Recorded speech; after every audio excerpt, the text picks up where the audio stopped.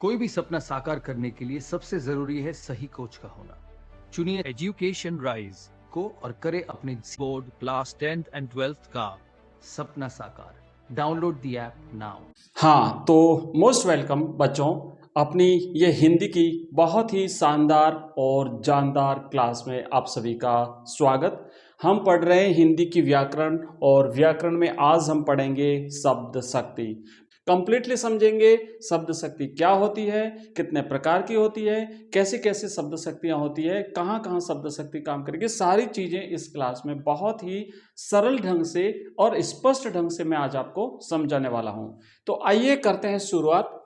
लिखा हुआ है शब्द शक्ति, दो शब्दों से मिलकर के बना है बच्चों, शब्द और शक्ति।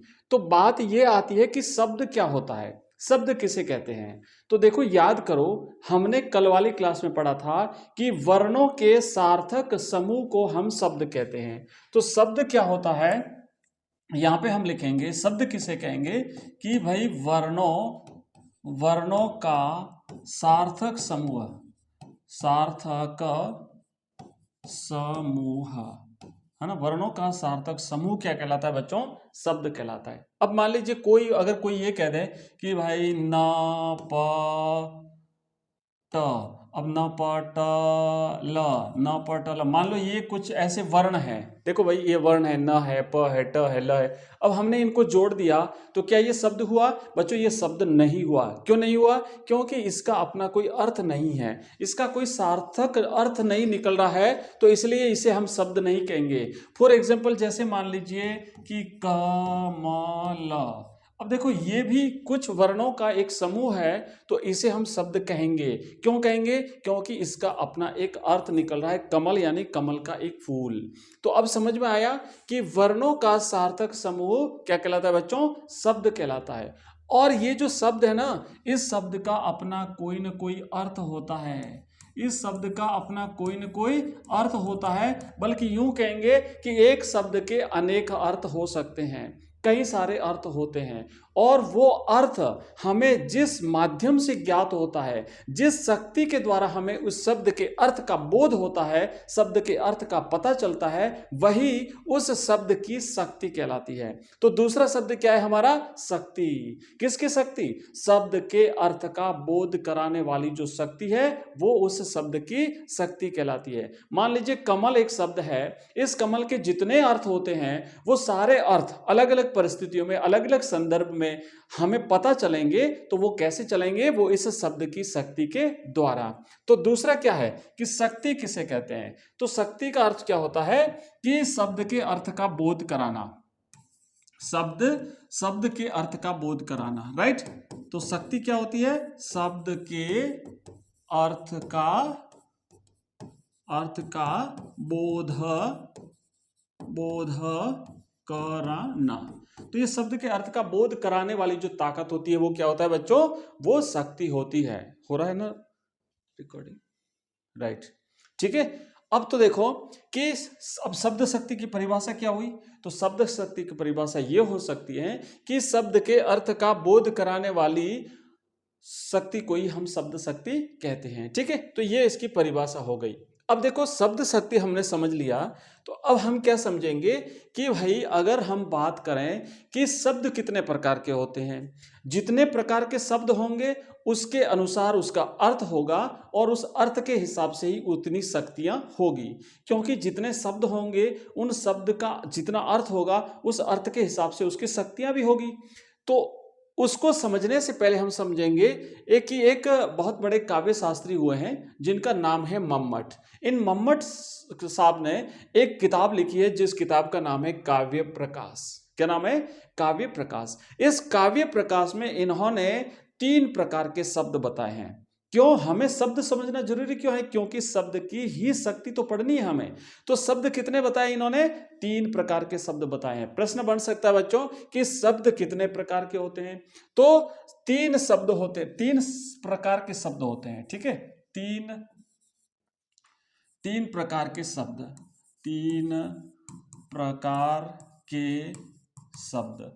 अब ये 3 प्रकार के शब्द जो होते हैं, उसके तीन अलग अलग अर्थ होते हैं और तीन अलग अलग अर्थ के आधार पर इनकी तीन अलग अलग शक्तियां होती हैं। तो शब्द कौन कौन से होते हैं? एक होता है वाचक शब्द, एक होता है बच्चों वाचक शब्द। वाचक शब्द किसे?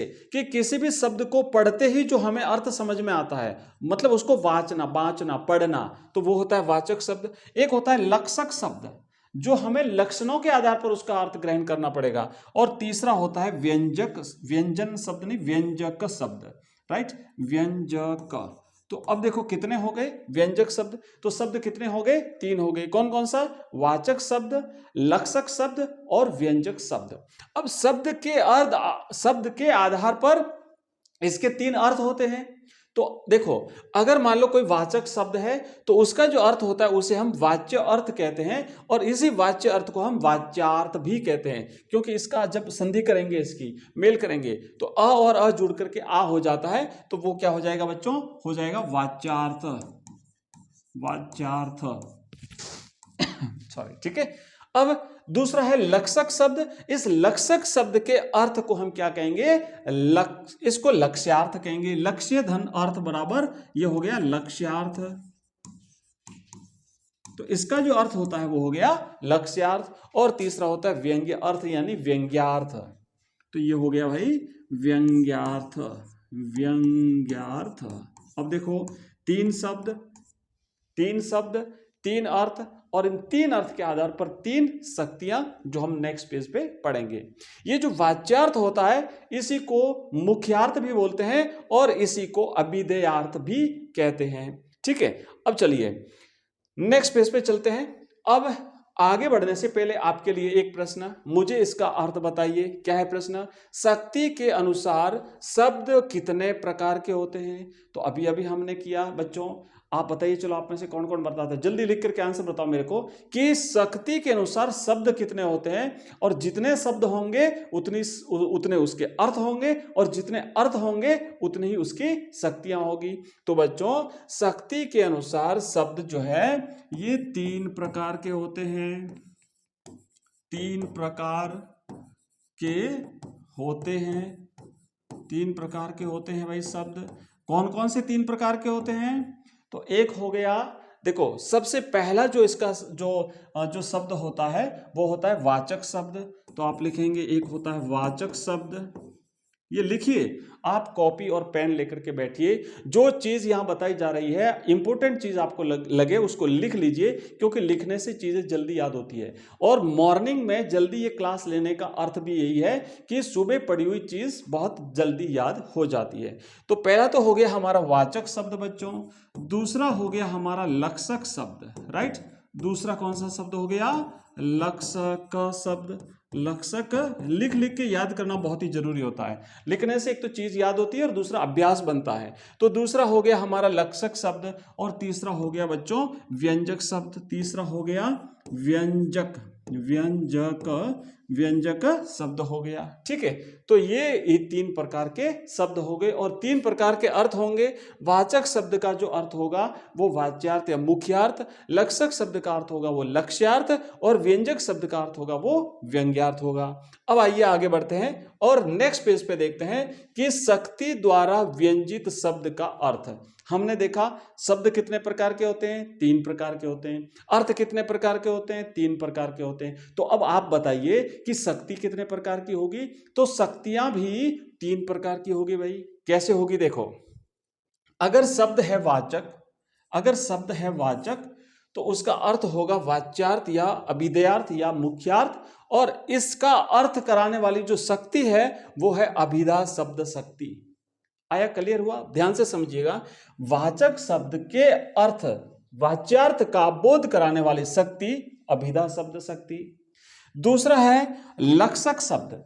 लक्षक शब्द का अर्थ है लक्ष्यार्थ, और इस लक्ष्यार्थ का बोध कराने वाली जो शक्ति है वो है लक्षणा शब्द शक्ति। तीसरा है हमारा व्यंजक शब्द। व्यंजक शब्द का अर्थ है व्यंग्यार्थ, और इस व्यंग्यार्थ का बोध कराने वाली जो शक्ति है वो है व्यंजना शब्द शक्ति।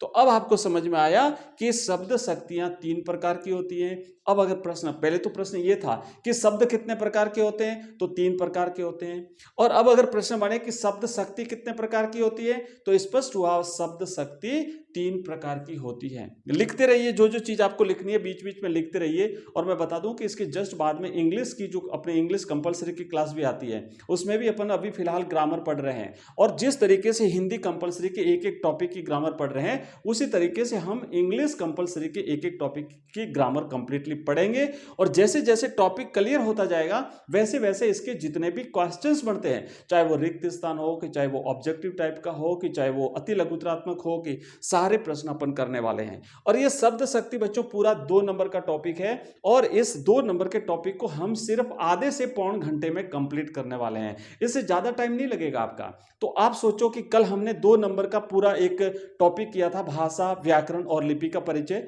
पूरे 2 नंबर हमने सिर्फ आधे घंटे में क्लास खत्म कर दी। 2 घंटे में ये शब्द शक्ति आपकी कंप्लीट हो जाएगी। नेक्स्ट आने वाले टॉपिक है, क्योंकि व्याकरण में टोटल 4 टॉपिक हैं, तो आने वाले जो हमारा जो व्याकरण का टॉपिक रहेगा, आधे घंटे में हम उसे कंप्लीट कर लेंगे। और एक और आधे घंटे में हम नेक्स्ट टॉपिक को भी कंप्लीट कर लेंगे। तो आप सोचो 2 घंटे में, क्योंकि आधे आधे घंटे की 4 क्लासें हो गई, तो 2 घंटे में हमारे 8 नंबर हमने कवर कर लिए। ठीक है, तो इसी तरीके से हम आगे बढ़ेंगे और इसी तरीके से हम इंग्लिश में भी कवर कर रहे हैं। तो अब हमने अभी तक क्या सीखा? हमने अभी तक सीखा शब्द कितने प्रकार के होते हैं, शब्द के अर्थ को क्या कहते हैं, और उसके अर्थ का बोध कराने वाली शक्ति किसे क्या कहते हैं उसको, और कितने प्रकार की होती है। तो अब हमें समझ में आया कि शब्द शक्तियां 3 प्रकार की होती हैं, और उस 3 प्रकार की शब्द शक्तियों को अब हमें आज पढ़ना है।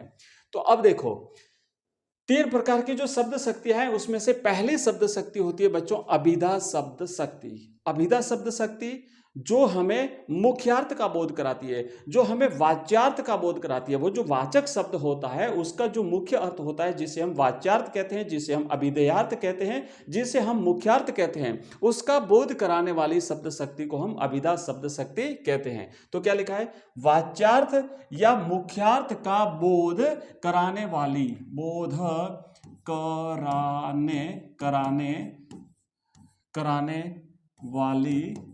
कराने वाली शक्ति।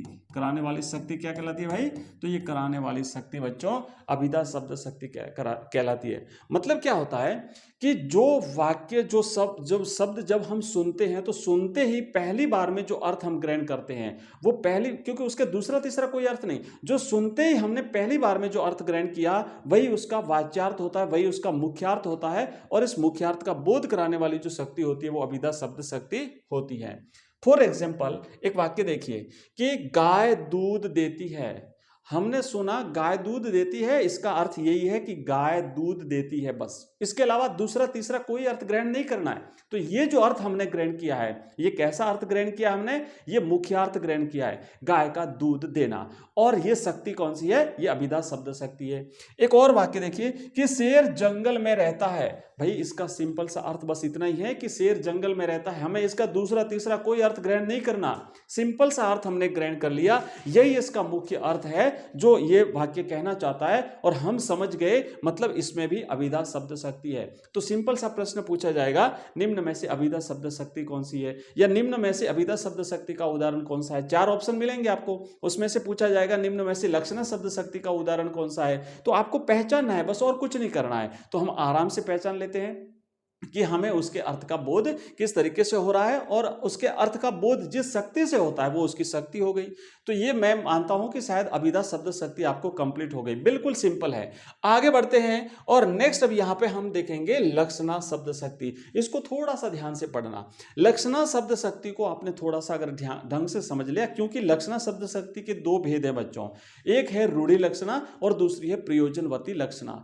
आराम से समझिए, निश्चिंत होकर के समझिए, बातें मत करिए, आपस में बातें बिल्कुल मत करिए, केवल और केवल इधर ध्यान दीजिए और केवल पढ़ते जाइए और लिखते जाइए। क्या कहा है कि शब्द के मुख्य अर्थ से अभीष्ट अर्थ का जब बोध नहीं हो रहा हो, मुख्य अर्थ से अन्य अर्थ जब हमें ग्रहण करना पड़ रहा हो, अगर मुख्य अर्थ में बाधा उत्पन्न हो रही हो, तो हमें उसके लक्षणों के आधार पर कोई दूसरा अर्थ ग्रहण करना पड़ेगा। ध्यान से सोचिए, इसमें टोटल 3 चीजें अपन को ध्यान रखनी है। किसमें? लक्षणा शब्द शक्ति में। क्या है 3 चीजें? कि शब्द के मुख्य अर्थ से अभिष्ट अर्थ का बोध न हो, यानी मुख्य अर्थ में बाधा उत्पन्न हो जाए। तो मुख्य अर्थ में बाधा उत्पन्न हो तब फिर हमें क्या करना पड़ेगा? या तो किसी रूढ़ि के आधार पर और या फिर किसी प्रयोजन के आधार पर हमें लक्ष्यार्थ ग्रहण करना पड़ेगा। 2 चीजों के आधार पर हमें अर्थ ग्रहण करना पड़ेगा। एक तो या तो किसी रूढ़ि के आधार पर, रूढ़ि क्या? रूढ़ि मैंने कोई परंपरा है ना, पुरानी जो रीति चली आ रही है, कुछ रूढ़ियां चली आ रही है, कुछ परंपराएं चली आ रही है, उसके आधार पर हमें उस शब्द का अर्थ ग्रहण करना पड़ेगा। या फिर कोई विशेष प्रयोजन के आधार पर हमें उस शब्द का अर्थ ग्रहण करना पड़ेगा, क्योंकि मुख्य अर्थ तो वहां पे हम ले नहीं पा रहे हैं, मुख्य अर्थ में तो बाधा उत्पन्न हो रही है, तो लक्षणों के आधार पर हमें अर्थ लेना पड़ेगा। तो वहां पे कौन सी शब्द शक्ति होगी? लक्षणा शब्द शक्ति होगी। आओ थोड़ा इसे और ढंग से समझते हैं और स्पष्ट रूप से समझते हैं कि भाई इसमें 3 बातें होती है। मैंने भी बताया ना, इसमें 3 चीजें ध्यान रखनी। क्या? एक तो यह है कि मुख्य अर्थ में बाधा उत्पन्न हो, दूसरा है कि मुख्यार्थ से संबंधित अन्य अर्थ हमें ग्रहण करना पड़ेगा, और तीसरा यह है कि अर्थ ग्रहण करने का कोई विशेष प्रयोजन होना चाहिए, तभी जो है वो लक्षणा शब्द शक्ति होगी। अब देखो लक्षणा शब्द शक्ति के भेद देखते हैं बच्चों। पहले उदाहरण देख लो कि लक्षणा शब्द शक्ति के उदाहरण कैसे कैसे आते हैं। जैसे मोहन ने कहा, क्या कहा मोहन ने? मेरा नौकर तो गधा है। अब भाई नौकर तो गधा हो नहीं सकता, मतलब सीधा सीधा अर्थ समझो आप कि नौकर गधा है। नौकर गधा कैसे हो सकता है? आदमी गधा कैसे हो सकता है? मतलब मुख्य अर्थ में बाधा उत्पन्न हो रही है। भाई आदमी तो गधा नहीं हो सकता। ये होता ना, गधा घास खाता है। हाँ ठीक है, बिल्कुल गधा घास खाता है, तो ये तो इसका मुख्य अर्थ आ रहा है, तो कोई प्रॉब्लम नहीं, अभिधा शब्द शक्ति होता। पर यहां तो ये कह रहा है कि नौकर गधा है। अब भाई नौकर तो गधा नहीं हो सकता, मतलब मुख्यार्थ में बाधा उत्पन्न हो गई। तो अब क्या करें? तो अब एक काम करिए कि इस मुख्यार्थ में जब बाधा उत्पन्न हो जाती है तो इससे मिलता जुलता इसके लक्षणों के आधार पर हमें दूसरा अर्थ ग्रहण करना पड़ेगा। तो चलो लक्षणों के आधार पर अगर अर्थ ग्रहण करें तो लक्षण क्या होता है? भाई गधा होता है ना। गधा किसे कहते हैं? गधा ऐसा जो थोड़ा सा, जिसका माइंड कम काम करता हो, जिसको बार बार बताने पर भी वो काम नहीं करे, है ना। तो इस प्रकार, अच्छा इसका मतलब समझ में आया कि नौकर को कुछ सूझता नहीं है, उसको बार बार बताना पड़ता है और बताने पर भी गड़बड़ी कर देता है। इसका मतलब यह हुआ इसमें लक्षणा शब्द शक्ति हुई। एक और, लाला लाजपत राय पंजाब के शेर थे। अब भाई शेर थे ना, लाला जी शेर थे। आदमी शेर कैसे हो सकता है बच्चों? आदमी तो शेर हो नहीं सकता, बट शेर, अब देखो मुख्यार्थ में तो बाधा उत्पन्न हो गई, तो इसके लक्षणों के आधार पर अर्थ ग्रहण करेंगे। क्या? कि शेर जैसे लक्षण थे, वीर थे, बहादुर थे, पराक्रमी थे, साहसी व्यक्ति थे। अच्छा, इसका मतलब वो ऐसे व्यक्ति थे। तो यहां पर भी लक्षणों के आधार पर हमने अर्थ ग्रहण किया। एक और, वह तो निरी गाय है। अब कोई वह गाय कैसे हो सकती है? बट गाय भोली भाली, सीधी साधी, है ना, तो ऐसे लक्षण है, तो इसलिए उसे हम क्या कहते हैं? उसे हम लक्षणा शब्द शक्ति कहेंगे। तो ये लक्षणा शब्द शक्ति के हमने 3 उदाहरण देखे हैं। अब देखते हैं लक्षणा शब्द शक्ति के भेद। लक्षणा शब्द शक्ति 2 प्रकार की होती है। लक्षणा शब्द शक्ति के भेद अगर पूछा जाता है, लक्षणा की शब्द शक्ति कितने प्रकार की होती है, या फिर ये पूछेंगे कि रूढ़ा जो लक्षणा है ये कौन सी, किस शब्द शक्ति का भेद है, या प्रयोजनवती लक्षणा किसे कहते हैं, तो ये सारी चीजें हम इसमें देखने वाले हैं। बिल्कुल सिंपल सा, जस्ट 2 मिनट में आपको समझ में आ जाएगा। रूढ़ा लक्षणा कब होती है?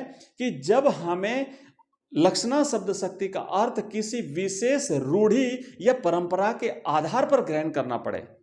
ध्यान से समझिएगा कि जब किसी रूढ़ि या परंपरा के आधार पर, परंपरा को आधार बना करके लक्ष्यार्थ ग्रहण किया जाए, तो वहां पे क्या होता है भाई? वहां पे रूढ़ा लक्षणा होती है। हिंदी में जितने मुहावरे होते हैं, मुहावरों से जो वाक्य बनता है वो रूढ़ा लक्षणा का वाक्य कहलाता है। कैसे कहलाता है अभी हम देखेंगे, कैसे कहलाता है अभी हम देखेंगे। तो याद आपको ये इतना रखना है कि हिंदी के मुहावरों से जितने भी वाक्य बनते हैं वो सभी लक्षणा शब्द रूढ़ा लक्षणा शब्द शक्ति में जाएंगे। और दूसरा है हमारा प्रयोजनवती लक्षणा।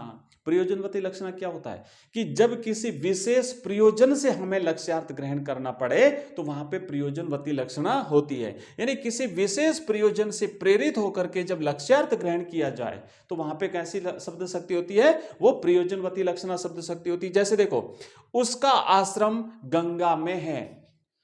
प्रयोजन क्या है, गंगा के अंदर तो हो नहीं सकता, गंगा में है मतलब यह है जहां गंगा बहती है वहां पे उसका आश्रम है। लाल पगड़ी आ रही है, अब लाल पगड़ी स्वयं तो चल नहीं सकती, लाल पगड़ी को पहनने वाली आ रही है, मतलब पहनने वाले जो होते हैं, जो फौजी होते हैं, सैनिक होते हैं, सिपाही होते हैं, आ रहे हैं। वह तो निरी गाय है, अब वो गाय तो नहीं हो सकती, मतलब वो गाय जैसे लक्षण है। तो ये है भाई प्रयोजनवती लक्षणा।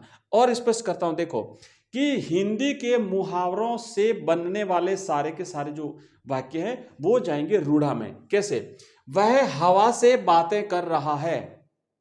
अब देखो, कोई व्यक्ति हवा से डायरेक्ट बात कैसे कर सकता है, जैसे मैं अभी बोल रहा हूं, आप मेरे सामने हो ना, मैं आपको आधार बना करके बात कर रहा हूं ना, मैं हवा से तो बात नहीं कर रहा, हे हवा तुम कैसी हो, ऐसे तो कह नहीं सकते, हवा से बातें तो कर नहीं सकते। मतलब हवा से बातें करने का मतलब क्या होता है, बहुत तेज गति से भाग रहा है, बहुत तेज दौड़ रहा है, जैसे मोटरसाइकिल चल रहा कहते हैं ना, तो हवा, ये तो हवा से बातें करता है। तो ये मतलब क्या हुआ, हवा से बात करना, ये मुहावरा हो गया हिंदी का। अगला देखो, बाजार में लाठियां चल रही है, लाठियां चलना हिंदी का एक मुहावरा हो गया। उसने तो मेरी नाक कटा दी, नाक कटाना एक मुहावरा हो गया। पुलिस को देख चोर 9-2-11 हो गया, 9-2-11 होना हिंदी का मुहावरा हो गया। तो जहां जहां हिंदी के मुहावरों का प्रयोग किया जाता है वो रूढ़ा लक्षणा शब्द शक्ति के अंतर्गत आता है। तो ये हिंदी के मुहावरों से बनने वाले वाक्य। तो अब आपको देखो, अभी तक हमने क्या पढ़ा, अभी तक हमने पढ़ा शब्द शक्ति किसे कहते हैं, शब्द शक्ति के भेद कितने होते हैं और शब्द कितने होते हैं, उसके अर्थ को, जिस विशेष शब्द के अर्थ को क्या कहते हैं और उसके अर्थ का बोध कराने वाली शक्ति को क्या कहते हैं। फिर हमने देखा अभिधा शब्द शक्ति, फिर हमने देखा लक्षणा शब्द शक्ति, लक्षणा शब्द शक्ति किसे कहते हैं, इसके भेद कितने होते हैं, यहां तक हम पढ़ते पढ़ते आए हैं। नेक्स्ट आगे हम बढ़ेंगे बच्चों, और आगे हम पढ़ेंगे व्यंजना शब्द शक्ति। तो व्यंजना शब्द शक्ति किसे कहेंगे, देखो भाई कि जब शब्द का अभिप्रेत अर्थ न मुख्यार्थ से और न ही लक्ष्यार्थ से प्राप्त होता हो, अपितु देखो कोई शब्द का अर्थ जब पहले मुख्यार्थ से प्राप्त हो रहा है ना, सीधा सीधा ही वाक्य बोलते ही किसी ने बोला और हमने समझ लिया उसका अर्थ, या हमने पढ़ा और उसका अर्थ समझ लिया, तब तो अभिधा में गया, कोई प्रॉब्लम ही नहीं है। लेकिन जहां मुख्यार्थ में बाधा उत्पन्न हो जाए तो फिर हमें दूसरे अर्थ लक्ष्यार्थ पे जाना पड़ता है, लक्षणों के आधार पर अर्थ ग्रहण करना पड़ता है। लेकिन अगर लक्ष्यार्थ में भी बाधा उत्पन्न हो जाए तो फिर हमें क्या करना पड़ता है, अपितु हमें कथन के संदर्भ के अनुसार, संदर्भ क्या है, किस संदर्भ में कहा गया वाक्य है, संदर्भ के अनुसार जब अलग अलग अर्थ प्राप्त करना हो, यानी कि व्यंग्यार्थ से जब उसका अर्थ निकलता हो तो वहां पे व्यंजना शब्द शक्ति होती है। व्यंजना शब्द शक्ति होती है। अब समझिए सॉरी, तो वहां पे क्या होता है भाई, व्यंजना शब्द शक्ति होती है। मतलब वाक्य जब बोला गया ना तो उस वाक्य के संदर्भ को, परिस्थिति को ध्यान में रख करके हमें अर्थ ग्रहण करना पड़ेगा। अभी हम उदाहरण देखेंगे, आप चिंता मत करिए, उदाहरण देखेंगे। अगर मान लो आपको समझ में नहीं आया, देखो पहला उदाहरण क्या है, प्रधानाचार्य जी ने कहा 4 बज गए, मतलब टाइम बता रहे हैं। आप सोचो वाक्य क्या है, वो केवल ये कह रहे हैं भाई टाइम क्या हुआ, 4 बज गए, उन्होंने खाली ये कहा अच्छा 4 बज गए। अब देखो इसका अर्थ समझने वाले समझेंगे, बच्चे क्या समझेंगे, विद्यार्थी क्या समझेंगे, छुट्टी का टाइम हो गया। गुरुजी ने नहीं कहा, प्रिंसिपल साहब ने ये नहीं कहा भाई छुट्टी का टाइम हो गया, उन्होंने खाली ये कहा था 4 बज गए, पर बच्चे ये समझे अच्छा छुट्टी का टाइम हो गया। अच्छा टीचर्स क्या समझेंगे, हाँ हमारा भी टाइम हो गया, हम भी घर जाएंगे। पियोन क्या समझेगा, अच्छा 4 बज गए, इससे मतलब मेरे को अब सारा काम बंद करना पड़ेगा, ऑफिस सब बंद करना पड़ेगा। बाबूजी ने क्या समझा, हाँ मेरे को भी अपना ऑफिस बंद करना पड़ेगा। तो देखो एक अपने काम को समेटने में लग जाता है, दूसरा अपने घर जाने की तैयारी करता है, बच्चे अपनी पढ़ाई से निवृत्त होते हैं। तो हर एक के लिए अपना ये वाक्य एक था, लेकिन इस एक ही वाक्य के अलग अलग अर्थ निकले, सबने अलग अलग अर्थ लिए, तो यहाँ पे व्यंजना शब्द शक्ति हो गई। उसी तरीके से देखो पुजारी ने कहा अरे संध्या हो गई, मतलब वो खाली समय बता रहा है, समय की बात कर रहा है, लेकिन इसका अर्थ सबके लिए अलग अलग रहेगा। मतलब क्या है, दीप आरती का समय हो गया है ना, भगवान की आरती करने का समय हो गया। तो इस तरीके से हमें परिस्थिति के अनुसार, देश काल और परिस्थिति के अनुसार जब हमें अर्थ ग्रहण करना पड़े और वहां पे मुख्यार्थ और लक्ष्यार्थ के अलावा कोई और अर्थ ग्रहण करना पड़े तो वहां पे होती है व्यंजना शब्द शक्ति। अब इसके भी भाई दो भेद होते हैं। जो व्यंजना शब्द शक्ति है इसके भी दो भेद होते हैं, एक होता है शाब्दी व्यंजना और दूसरा होता है आर्थी व्यंजना। शाब्दी व्यंजना किसे कहते हैं? अब देखो यहां पे पूछा जाता है शाब्दी किस शब्द शक्ति का भेद है, ऐसा परीक्षा में पूछा जाएगा तो शाब्दी जो, या फिर पूछा जाएगा आर्थी किस शब्द शक्ति का भेद है, तो ये दोनों व्यंजना शब्द शक्ति के भेद होते हैं। अब देखो शाब्दी जो है ना, इसका मतलब क्या है कि ये जो व्यंजना है, ये जो शब्द शक्ति है, ये किसी शब्द विशेष पर निर्भर करती है। तो जैसे पानी गए न उबरे, जैसे पानी गए न उबरे, पानी गए न उबरे, मोती मानस चून, मोती मानुष चून। अब यहां पे क्या है, शाब्दी व्यंजना कहां करते हैं कि जब उसका अर्थ किसी शब्द विशेष पर निर्भर करता है। अगर हमने उस शब्द के स्थान पर अगर हमने कोई दूसरा अर्थ यूज कर लिया तो वहां पे वो जो व्यंजना शब्द शक्ति है वो समाप्त हो जाती है, वो जो समाप्त हो जाती है। जैसे कि पानी गए न उबरे, मोती मानुष चून। अब इस पानी के स्थान पर अगर हमने कह दिया जल, अगर हम इस पानी के स्थान पर क्या लिख देते हैं भाई, अगर हम जल लिख देते हैं, जल गए न उबरे, मोती मानुष चुन, तो देखो भाई पानी का अर्थ तो तीनों के लिए अपना अपना अर्थ दे रहा है, पर जल अगर यूज कर लिया ना तो जल इसके लिए भी अर्थ नहीं दे पाएगा, मनुष्य के लिए भी अर्थ नहीं दे पाएगा और इसके लिए भी अर्थ नहीं दे पाएगा। तो यहाँ पे फिर वो व्यंजना शब्द शक्ति नहीं होगी। जबकि आरती व्यंजना में क्या होता है कि इसका जो अर्थ है ना, इस शब्द का, इस शब्द शक्ति के द्वारा जो अभिधेय जो अर्थ निकलता है वो शब्द पर निर्भर ना करता है बल्कि उसके अर्थ पर निर्भर करता है। यहां पर अगर हमने किसी शब्द विशेष को हटा भी लिया, शब्द को हटा दिया है ना, तो हटा दिया तो भी अर्थ प्रकट हो जाता है, अर्थ प्रकट हो जाता है। यहां पे क्या होता है कि अर्थ प्रकट हो जाता है तो उसके अर्थ में कोई परिवर्तन नहीं आएगा। शब्द को हटाने से अर्थ में कोई परिवर्तन नहीं आएगा, उसका अर्थ अभिव्यंजित हो जाएगा। लेकिन यहां पर अगर हमने शब्द को हटा लिया तो फिर उसका अर्थ नहीं निकल पाएगा। तो यह है शाब्दी व्यंजना और यह है आरती व्यंजना। अब देखो अभी तक हमने क्या पढ़ा, हमने पढ़ा बच्चों, एक बार थोड़ा सा हल्का सा रिवीजन करा देता हूं और फिर आगे बढ़ते हैं। तो अभी तक हमने ये पढ़ा कि हमने पढ़ा शब्द शक्ति किसे कहते हैं, राइट, शब्द शक्ति किसे कहते हैं, हमने पढ़ा शब्द शक्ति किसे कहते हैं, ठीक है। फिर हमने पढ़ा शब्द कितने प्रकार के होते हैं, हमने पढ़ा शब्द कितने प्रकार के होते हैं,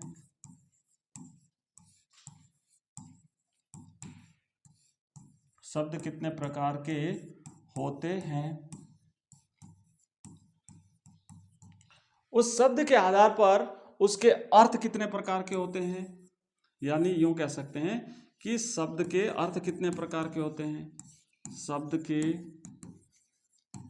अर्थ, या फिर यूं कह सकते हैं शब्द के अर्थ कौन कौन से होते हैं, शब्द के अर्थ कौन कौन से होते हैं, कौन कौन से होते हैं, ठीक है। ये शब्द के अर्थ कौन कौन से होते हैं। और फिर शब्द शक्ति, इस अर्थ के आधार पर शब्द शक्ति कितने प्रकार की होती हैं, तो शब्द कितने प्रकार के होते हैं, शब्द शक्ति हो गया, शब्द शक्ति कितने प्रकार की होती है, ठीक है ना। शब्द शक्ति ये तीसरा है, कितने प्रकार की होती है, शब्द शक्ति कितने प्रकार की होती है। अब एक एक का भी पूछा जा सकता है, अभिधा शब्द शक्ति, लक्षणा शब्द शक्ति, व्यंजना शब्द शक्ति। हम इसको थोड़ा और डिटेल में समझते हैं। देखो यहां पे लिखेंगे, यहां पे मैं लिखूंगा शब्द शक्ति, राइट, शब्द शक्ति। तो अगर हम देखें शब्द शक्ति ये 3 प्रकार की होती है भाई, शब्द शक्ति 3 प्रकार की हो गई। पहले हो गई अभिधा शब्द शक्ति, अभिधा शब्द शक्ति, दूसरी हो गई लक्षणा शब्द शक्ति, राइट, लक्षणा शब्द शक्ति, और तीसरी हो गई व्यंजना शब्द शक्ति, व्यंजना शब्द शक्ति। अभिधा, लक्षणा और व्यंजना। अब ये जो लक्षणा शब्द शक्ति है इसके भी दो भेद होते हैं भाई, लक्षणा शब्द शक्ति के भी दो भेद होते हैं, एक है रूढ़ा लक्षणा, एक है रूढ़ा, आप लोग नोट करना चाहें तो करते रहें, रूढ़ा लक्षणा, और एक है प्रयोजनवती लक्षणा, प्रयोजनवती, प्रयोजनवती लक्षणा, राइट, प्रयोजनवती लक्षणा। रूढ़ा लक्षणा में क्या होगा, हिंदी के जितने भी मुहावरे हैं, है ना, इसमें क्या होगा, हिंदी के मुहावरे, हिंदी के मुहावरे वाले सारे वाक्य इसमें जाएंगे। और प्रयोजन, जब किसी विशेष प्रयोजन को ध्यान में रख करके जो है वो लक्षणा शब्द शक्ति का प्रयोग किया जाता है। तीसरी है व्यंजना शब्द शक्ति। इस व्यंजना के भी दो भेद है भाई, एक होता है शाब्दी व्यंजना, एक होता है शाब्दी व्यंजना, और दूसरा होता है आर्थी व्यंजना, आर्थी व्यंजना और शाब्दी व्यंजना। शाब्दी व्यंजना में क्या होता है, शब्द पर ही उसका अर्थ निर्भर करता है, उसकी शक्ति निर्भर करती है। आर्थी में क्या होता है, अर्थ पर निर्भर करता है, शब्द को अगर हमने हटा लिया या उसके स्थान पे दूसरा यूज कर लिया तो कोई फर्क नहीं पड़ेगा। तो देखो ये इस तरीके से अपना टोटल जो है ये शब्द शक्ति वाला है, हमने ये कंप्लीटली पढ़ लिया है। अब इस चैप्टर से जितने भी प्रश्न बन सकते हैं वो हम नेक्स्ट क्लास में लेंगे। आपसे रिक्वेस्ट रहेगा कि अगर आपको क्लास पसंद आई हो तो इस क्लास को लाइक करना बिल्कुल नहीं भूलिएगा, और अपने मित्रों के साथ इसे शेयर करना बिल्कुल भी मत भूलिए, ताकि उनको भी, बच्चों को कवर हो सके, है ना। कई बार जैसे कई स्कूलों में टीचर्स ना होने की वजह से बच्चों का कोर्स नहीं हो पाया होगा और परेशान होंगे बेचारे, तो थोड़ी सी हेल्प कर दीजिए, क्लास आपको शेयर करनी है ताकि वो बच्चे भी अपनी तैयारी को अच्छी कर सकें और बोर्ड एग्जाम्स में वो भी अच्छे नंबर ला सकें। आपको कम से कम आशीष जरूर मिलेगी, पैसा नहीं लगता आपका शेयर करने का, बिल्कुल भी पैसा नहीं लगेगा, शेयर जरूर करिए। तो बच्चों ये थी आज की क्लास, कैसी लगी ये क्लास हमें जरूर बताइए, और पीडीएफ में व्हाट्सएप ग्रुप में शेयर कर दूंगा।